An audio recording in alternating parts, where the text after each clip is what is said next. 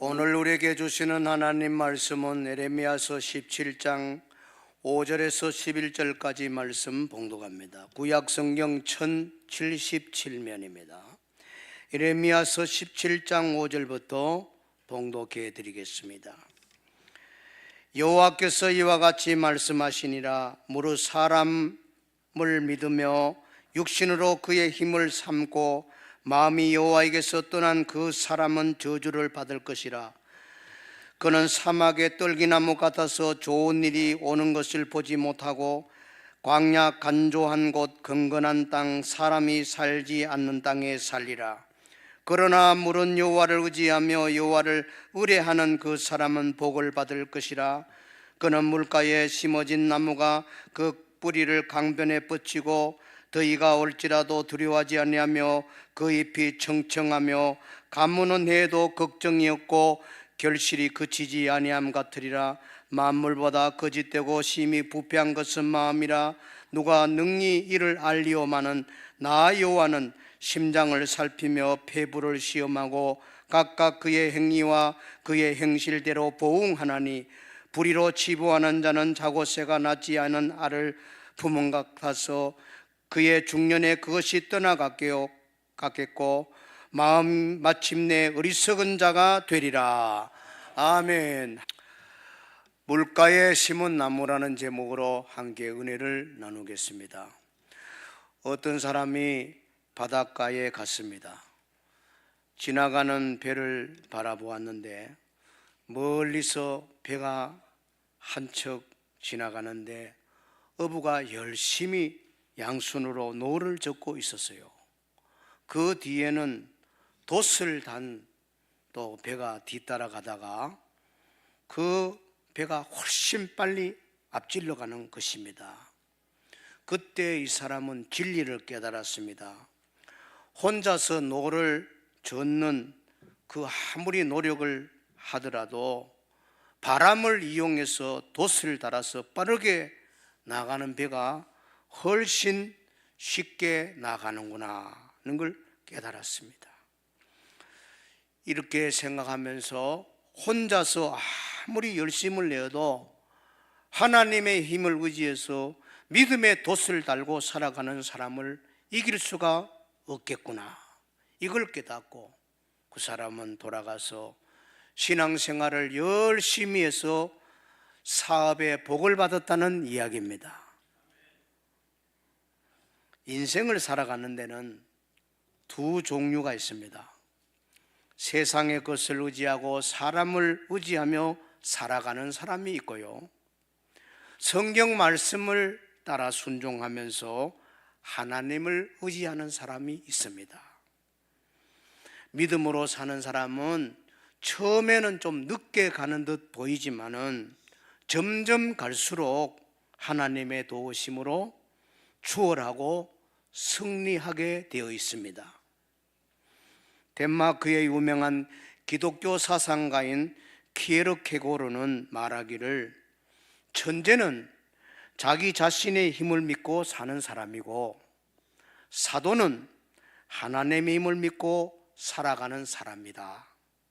이것이 천재와 사도의 다른 점이다 그랬어요.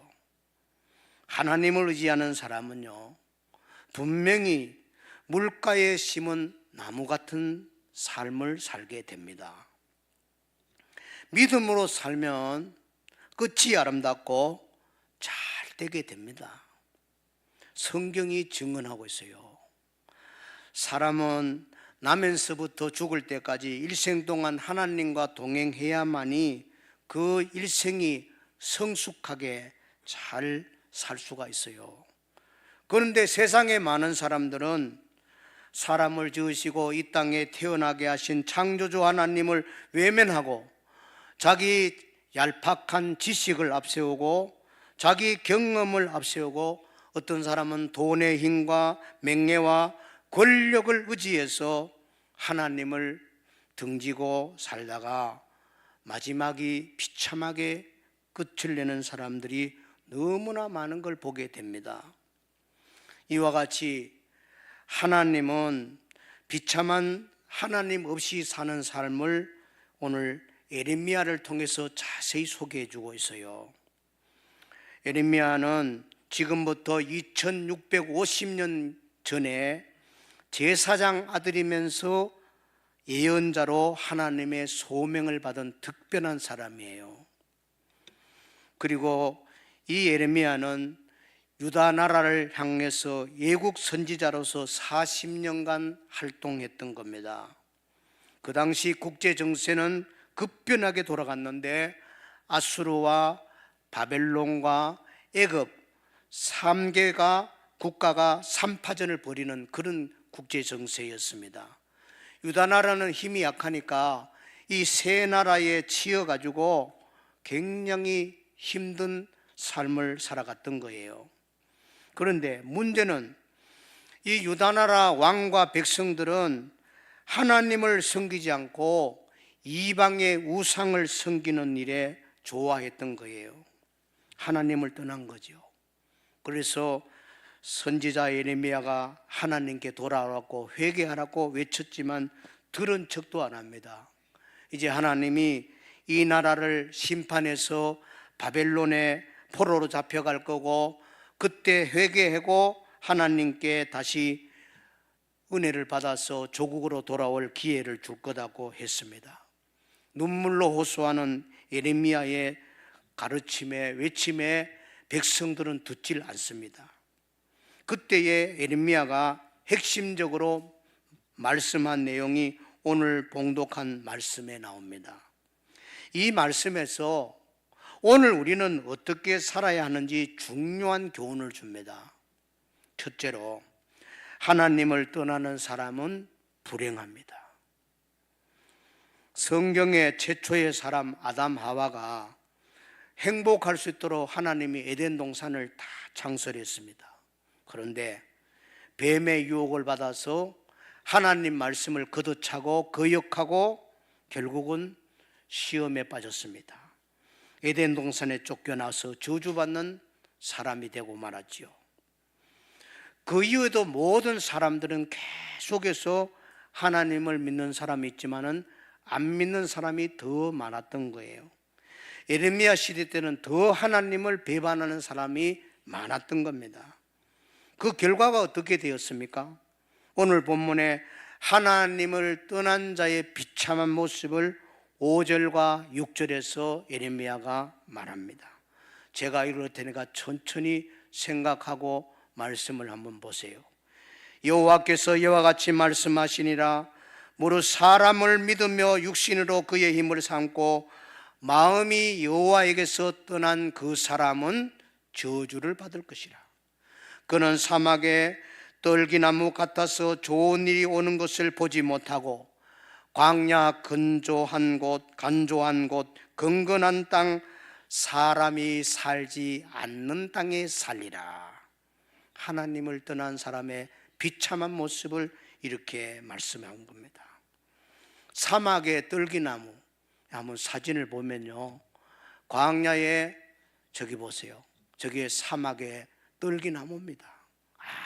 아무 술짝에도 없는 거예요. 열매가 있습니까? 보기가 좋습니까? 덩치가 커서 땔감으로 쓰십니까? 괴짝 하나 만들 수 있어요? 아무 술짝이 없는, 쓸모없는, 말라 비틀어진 그 모습이 사막의 떨기나무다. 하나님을 떠난 사람은 바로 사막의 떨기나무 같은 존재가 된다는 거예요. 하나님이 이스라엘 백성을 한때 사랑했습니다. 그와 동행했습니다. 그래서 홍해도 갈라지게 하고 광야에 물이 솟아오르기도 했고 적군을 물리치게도 해주었고 만나가 내려서 40년간을 먹였어요. 그러나 하나님을 떠나는 순간부터 이스라엘 백성은 점점 비참해진 겁니다. 유다 왕국이 시드기야 왕으로 멸망을 당하는데요, 예레미야서 39장에 그 비참한 모습이 나옵니다. 집에 가서 한번 39장 읽어보시면요, 그 내용은 이렇습니다. 마지막 왕 시드기야 왕이 하나님 말씀을 끝내 거부하고 회개하지 않음으로 말미암아 바벨론이 쳐들어와 가지고 결국은 느부갓네살 왕이 스드기야를 잡아서 밧줄로 묶고 군인들이 칼로 시드기야의 두 눈알을 뽑아버려요. 그리고 시드기야가 보는 앞에서 아들을 죽여버립니다. 여러분, 아버지 앞에서 아들이 죽는 모습보다 더 비참한 게 됐습니까? 그런 모습을 보여주고 있습니다. 이 스드기야는요, 하나님의 종 예레미야를 박해하고 몽둥이로 때리고 물 웅덩이로 집어 던졌는데 물이 없어서 살아났지요. 감옥에도 가두고 갖은 방법과 악한 행동을 한 사람이 시드기야입니다. 하나님 말씀을 안 들었습니다. 결국은 바벨론 왕의 침략을 받아서 비참한 말로를 그는 맞이하고 말았습니다. 여기서 우리가 알아야 할 것이 있습니다. 문제의 해결은 시드기야 왕이 회개하고 하나님께로 돌아서면 됐던 거예요. 그런데 하나님을 의지하지 않고 자꾸 애굽의 권력을 의지했던 겁니다. 바벨론이 침공해 오면 애굽 군대가 우리를 보호해 줄 거다 했는데 무슨 말씀입니까? 바벨론이 쳐들어왔을 때에 애굽의 군사 한 명도 오지 않았어요. 그것이 세상입니다. 여러분, 세상에 모든 살아가는 모습이 그렇잖아요. 내가 잘 나갈 때는 사람이 많이 옵니다. 만나자는 사람도 많아요. 내가 실패하고 어려우면 만나자는 사람 다 사라져 버려요. 지금 유다 왕 시드기야가 그런 모습을 경험하게 된 겁니다. 그래서 선지자 예레미야가 애굽을 의지하지 말라고 하나님께로 돌아오고 그랬는데 듣지 않다가 비참한 말로를 맞이하고 만 겁니다. 이 말씀은 오늘 우리들로 새겨들어야 할 교훈이 있습니다. 본문 5절이지요. 여호와께서 이와 같이 말씀하시니라. 무릇 사람을 믿으며 육신으로 자기 힘을 삼고 마음이 여호와에게서 떠난 그 사람은 저주를 받을 것이다. 오늘 사람들이 수단 방법을 가지 않고 속이고 악을 행하지만은 하나님은 반드시 응징한다는 걸 알아야 됩니다. 하나님은 의인과 악인을 정확하게 살피시고 아십니다. 오늘 본문에 나오잖아요. 심장과 폐부를 다 살핀다 그랬잖아요. 우리 머릿속에 무슨 생각하는 것도 하나님이 다 살핀다는 거예요. 불꽃 같은 눈을 갖고 계세요. 심판하는 하나님이십니다. 시편 37편입니다. 한번 같이 읽어가요. 시작. 악을 행하는 자들 때문에 불평하지 말며 불의를 행하는 자들을 시기하지 말지어다. 그들은 풀과 같이 속히 배임을 당할 것이며 푸른 채소와 같이 쇠잔할 것이미로다. 아멘. 악인은 다 배임을 당해요. 속히 쇠잔하게 된다는 거예요. 악인의 팔은 부러지나 의인은 여호와께서 붙드시는도다. 그대로 됩니다. 그대로. 사람이 아무리 머리 쓰고 인생을 계획할지라도 그 결과를 이루시는 분은 하나님입니다. 사람의 수단 방법으로 안 됩니다. 하나님 손에 있습니다. 하나님이 인생의 물꼬를 돌리는 거예요. 그러므로 여러분은 늘 잠언 16장 말씀을 앞세우고 살아가세요. 사람이 마음으로 자기 길을 계획할지라도 그의 걸음을 인도하시는 분은 누구라요? 여호와. 할렐루야. 하나님이 인도한다는 거예요. 이 진리를 깨닫고 여러분 계획 속에 항상 하나님을 앞세우고 살아가기를 바랍니다. 하나님 떠나면 불행하게 됩니다. 두 번째, 하나님을 의지하는 사람은 물가에 심기운 나무같이 됩니다. 현대인들은 가정 문제로 불안해하고 경제 문제로 불안해합니다. 사람 관계도 몹시 마음속에 편치 않습니다. 그 까닭은 한마디로 얘기해서 하나님을 믿지 않기 때문인 거예요. 하나님을 믿는다고 하면서 하나님을 또 맡기지 않아요. 하나님을 의지하지 않습니다. 사람을 의지합니다. 다른 방법으로 살려고 그래요. 돈의 힘을 의지하고 명예를 쫓아가고 세상 즐거움을 쫓아가는데 열중하지 하나님을 의지하지 않아요. 그래서 불행한 겁니다. 하나님의 말씀, 약속을 믿지 않는 사람은 결국은 하나님을 거짓말장이로 만드는 거예요. 자기 지혜와 능력과 재물을 의지하고 사는 사람은 결과적으로는 부끄러움을 당하게 되어 있습니다. 그러나 참 신앙인은 다릅니다. 말씀을 전적으로 믿습니다. 종교개혁자 마르틴 루터가 얘기하기를 하나님께서 우리에게 약속해 주신 말씀은 우리가 믿게 되어 있는 것이다. 만약 이것을 믿지 않으면 인간은 불행하게 될 거라 그랬어요. 하나님 말씀을 믿으면 하나님의 인도를 받습니다. 믿지 않으면 그 자신이 불행하게 되는 겁니다.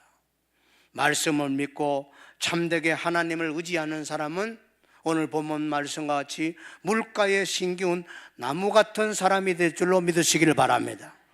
즐거움이 있고 기쁨이 있고 풍성함이 있다고 일찍이 예레미야 선지자가 하나님 약속을 우리에게 전해 주었습니다. 여호와의 약속을 의지하면 복된 사람이 된다는 거예요. 8절을 보세요. 8절 시작. 그는 물가에 심은 나무와 같을 것이라. 아멘. 예, 하나님 의지하는 사람은 물가에 심은 나무처럼 된다는 거예요. 자, 사진을 한번 보시면요, 보세요. 물가에 심은 나무가 저렇게 우람하고 잎이 청청하고 수백 년은 넘어도 끄떡없습니다. 열매도 맺을 겁니다.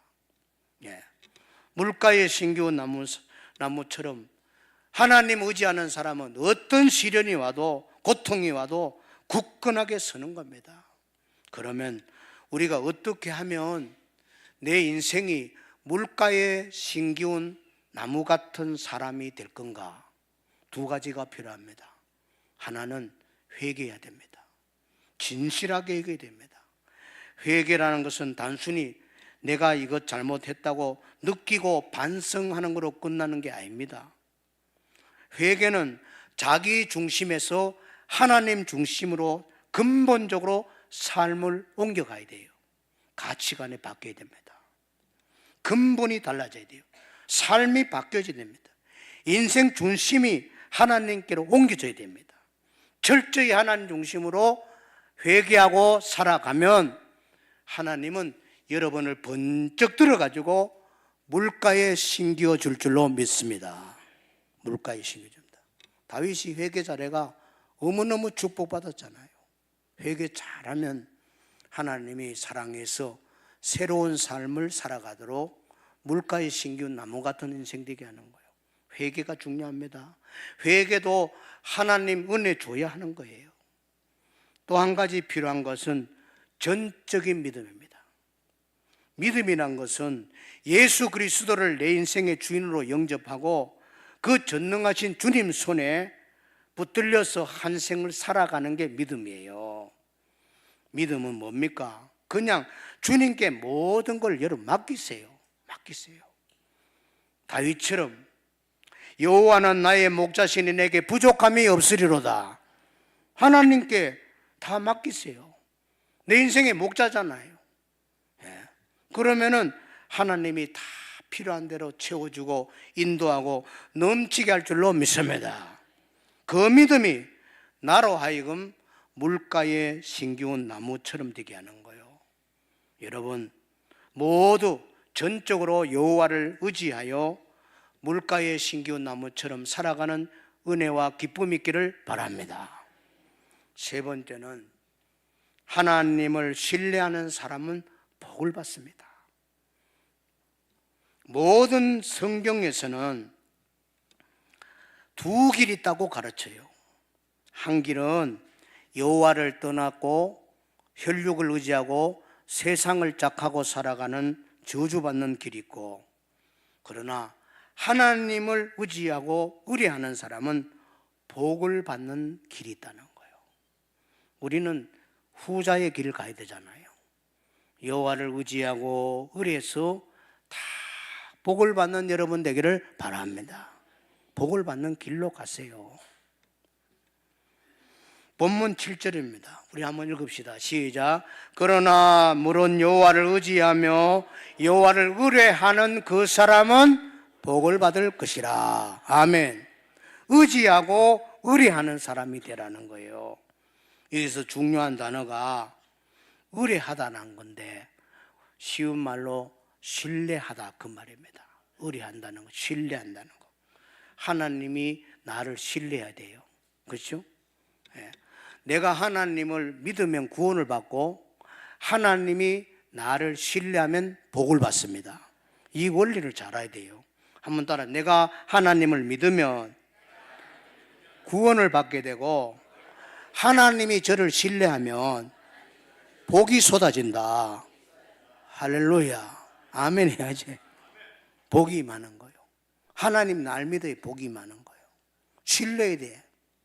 여러분 어느 만큼 하나님을 신뢰합니까? 고대 그리스어에 신뢰하다는 단어가 페이소라는 단어인데 세 가지 뜻이 있어요. 확신한다, 믿는다, 순종하다 이게요. 신뢰라는 게 이게 세 가지가 어우러지는 거예요. 확신하고 하나님을 굳게 믿고 그냥 하나님 말씀하면 그냥 순종하는 거야. 여러분 이런 사람 되고 싶지 않나요? 여호와를 신뢰하는 사람은 복을 받을 것이라. 믿어도 정정하게 믿지 말고 확실하게 믿고 순종하고 하나님께 확신을 갖는 여러분 되기를 바랍니다. 하나님께 숨김없이 모든 비밀을 다 털어놓고 하나님과 일치된 삶을 신뢰라 그래요. 부부도 신뢰가 있는 사람은 못할 말 없이 다 하잖아. 부부에게 할 말 있고 안 할 말 있고 막 거짓말이 많고 전화받아 쫓아나가면 그 지금 불륜에 빠져 있는지도 몰라. 이상한 사람이에요. 안 그래요? 남편이 전화 붙들고 자꾸 쫓아나가면 한두 번이 아니고 자꾸 나가면 그 전화 한번 열어봐야 돼요. 문제가 있는 거라. 비밀 있으면 돼요 안 돼요? 안 되지. 사랑하는 남편에게 사랑 안 하니까 무슨 비밀이 있어? 숨김이 뭐가 있어? 여러분 하나님을 믿는다는 사람이 하나님께 무슨 비밀이 있습니까? 비밀 다 털어내고 전폭적으로 하나님을 확신하고 믿고 나가기를 바랍니다. 그러면 하나님이 참 서부절기 암흑에는 나를 전적으로 내가 신뢰할 사람이네, 믿을 사람이야. 그래서 복을 주는 거예요. 전적으로 맡기고 믿는 사람이 믿음이 좋은 사람이에요. 하나님 기뻐하는 사람이에요. 그러면 하나님을 신뢰하는 자에게 어떤 복이 오느냐? 세 가지 복이 온다 그러잖아요. 세 가지 복이. 그 세 가지 복이 뭡니까? 첫째는 늘 희망이 넘치는 삶의 복을 받아요. 8절에 그 잎이 청청하며 그러잖아요. 물가에 심긴 나무가 잎이 청청하지요. 잎이 마를 일이 뭐 있어요? 물이 항상 넘치는데, 이 말은 잎이 청청하다는 것은 희망이 넘치는 삶이라는 거예요. 사랑하는 여러분, 하나님 믿는 사람 아닙니까? 힘들고 어렵고 복잡할 때마다 기도하고 응답받기를 바랍니다. 청청하세요. 얼굴을 환하게 가지세요. 우거지상 가지 말고 항상 유쾌하고 기쁘게 여러분 삶을 잘 살아가세요. 긍정적인 삶을 사세요. 다른 사람이 여러분 볼 때 아름답게 보이도록 그렇게 청청하고 기쁨과 유쾌함과 희망이 넘치는 여러분 되기를 축원합니다. 그런 사람은 하나님이 존귀하게 여기는 거예요. 그 다음에는 여호와를 신뢰하면은 내적인 평화와 만족감으로 풍성하게 한다는 거예요. 이게 얼마나 귀합니까? 여러분 물가에 심은 나무는 비가 오나 안 오나 걱정이 없어요. 가뭄이 6개월 돼도 걱정 없어. 1년 2년 비 안 와도 걱정 없어. 그 뿌리가 강변에 닿아 있기 때문에 아무 걱정이 없어요. 성경 보세요. 가뭄은 해도 뭐가 없어요? 걱정이 없을 거라는 거예요. 하나님 앞에 여러분 믿음으로 살면은 여러분 삶에 하나님이 다 해결해 주고 막아주고 인도하시고 업어주시고 이끌어 주셔가지고 걱정이 없게 할 줄로 믿습니다. 마음이 평안한 편하도록 만족하게 할 거예요. 여러분, 하나님을 믿는 사람은요, 하나님의 샘 근원을 갖고 있기 때문에 물통이 깨진 거 무슨 상관이 있어요? 아무 걱정 없어요. 여러분, 이 컵이 있잖아요. 이 깨지면 다시 차면 돼요. 문제는 샘 근원만 가지만 아무 걱정이 없습니다. 하나님을 여러분 인생의 샘의 근원으로 모시기를 바랍니다. 그런 사람은 하나님께서 항상 마음에 평화가 넘치게 하여 만족이 있습니다. 하나님을 바라보며 해결받는 여러분 되기를 바랍니다. 환경 때문에, 사람 때문에 시험 들지 말고 하나님을 바라보고 해결받는 여러분 되기를 바랍니다. 시편 37편이잖아요. 한번 읽으세요. 시작. 내 길을 여호와께 맡기라. 또 그분을 신뢰하십시오. 그러면 그분이 도와주실 것이다. 아멘. 하나님께 여러분 인생길 맡기세요. 그분을 전적으로 신뢰하세요. 하나님이 시간마다 때마다 여러분을 도와줄 줄로 믿으시기를 바랍니다. 얼마나 든든한 말씀입니까? 인생의 가뭄이 와도 하나님은 그걸 유익되게 하는 분이에요. 설교의 항태자였던 스펄전 목사님이 이런 귀한 말씀을 하셨어요. 우리의 감정을 무참히 짓밟아 버리는 모든 환경들은 결국은 하나님이 축복으로 인도할 거다. 고난은 고난으로 끝나는 게 아니고 그것을 통해서 우리를 교육시켜서 대장부 같은 믿음으로 성장시켜 줄 것이고 하나님을 의지하여 평안을 얻게 하실 것이니라. 그렇습니다. 여러분, 힘든다고 힘드는 걸로 끝나는 게 아니에요. 하나님 바라보고 살면 그것이 더 나를 유익되게 할 줄로 여러분 믿으시기를 바랍니다. 요셉이 감옥에 갔는데 총리됐잖아요. 하나님 함께 하니까. 그게 하나님을 신뢰하는 자가 받는 내적인 평화입니다.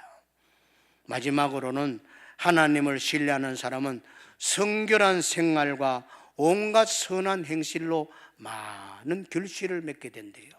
이게 결정 아닙니까? 많은 열매를 맺는 거예요.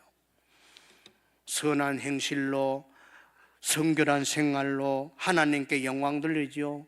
나하고 만나는 사람 다 유익을 지요. 나 자신도 훌륭한 인생을 살아가지요. 다 복이 되는 거예요. 이게 하나님이 주시는 사랑이고 은혜입니다. 그리고 하나님이 함께함으로 그 사람은요, 능력이 결코 없어지지 않아요. 결실이 그치지 아니함 같으리라. 열매가 안 그친다는 거예요. 무슨 말입니까? 이것은 하나님을 철저히 의지함으로 말미암아 많은 일거리가 이어지고 할 일이 있어진다는 거예요. 여러분, 늙기까지 여러분 삶 속에 하나님이 열매 맺게 하시기를 바랍니다.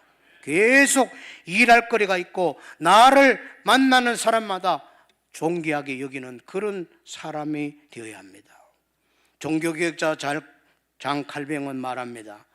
하나님과 함께하면 우리가 하는 모든 일이 형통하지만 하나님이 우리를 떠나면 우리 삶은 헛될 뿐이다 그랬어요.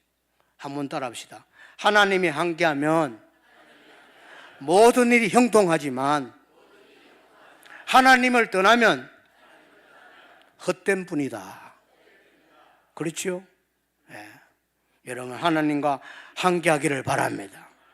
하나님 떠나면 불행하게 되고 하나님을 의지하고 신뢰하면 물가에 심긴 나무처럼 철마다 때마다 열매가 그치지 않으리라.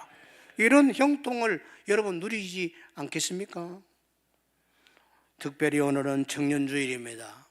우리 젊은이들은 청년 때에 하나님 앞에 더 믿음을 굳게 세워서 여러분 인생을 물가에 심은 인생으로 지혜롭게 살아가시기 바라고, 장년된 성도님들은 갈렙처럼 영원한 청년으로 하나님을 신뢰하면서 끝까지 하나님 나라를 꿈꾸고 이 산지를 내게 주소서 계속적으로 도전하는 축복의 삶을 살아가기를 축원합니다. 주님이 주신 땅으로 우리 한번 찬양해 볼까요? 악보 띄워주시고. 주님이 땅으로 한 걸음씩 나아가 수많은 적들과 견고한 성이 나를 두렵게 하지만 주님을 신뢰함으로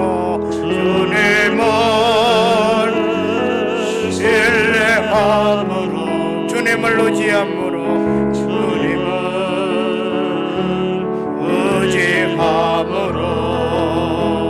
주님의 주시는 담대함으로 큰 소리를 외치며 나아가네. 이 산대로 내게 주소서. 그날에 주께서 말씀하신 이제 내가 주님의 이름으로 그 땅을 시하리니. 이 산지를 내게 주소서. 그날에 주께서 말씀하신 이제 내가 주님의 이름으로 그 땅을 취하리니. 할렐루야. 기도합니다.